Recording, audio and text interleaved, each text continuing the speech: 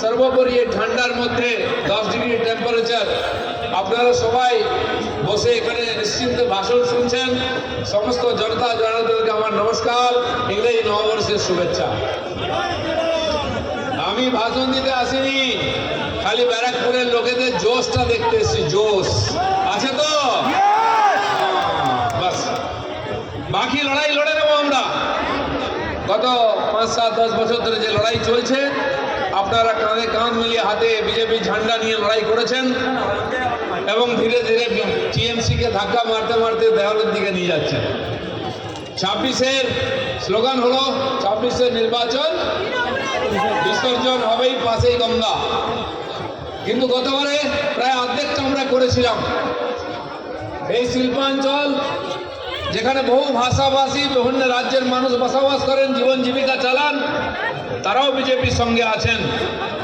কিন্তু একটা মাত্র এখানে সিট জিতেছিলাম এই লোকসভায়, বাকিগুলো জেতাতে হবে। তা না হলে কিন্তু আমরা বিধানসভায় মেজরিটি পাবো না, বিজেপি সরকার হবে না, পরিবর্তন হবে না। আর পরিবর্তন খালি সরকার পরিবর্তন নয়, পশ্চিমবাংলার আম জনতার জীবনের পরিবর্তন, আইন শৃঙ্খলা ব্যবস্থার পরিবর্তন, শিক্ষায় পরিবর্তন, স্বাস্থ্যে পরিবর্তন, প্রশাসনের পরিবর্তন, যাতায়াত ব্যবস্থার পরিবর্তন, কেন্দ্র সরকারের পাঠানো সমস্ত টাকা পয়সায় লুট চলছে, দুর্নীতি, তার পরিবর্তন। এই পরিবর্তনের জন্য আমরা এখানে এসেছি। মমতা ব্যানার্জি খালি নাম পাল্টান, আমরা নাম পাল্টাবো না, বাস্তব পরিস্থিতির পরিবর্তন করব। সেই জন্য আমরা লড়াই করছি। তারা পশ্চিমবাংলায় প্রতিদিন 200-250 করে সিট কর্নার হচ্ছে। এখানে মাননীয় রাজ্য সভাপতি এসছেন, তাই আমরা সবাইকে ডেকেছি। নাহলে নিজের নিজের এলাকায় আমরা লড়াই করছি।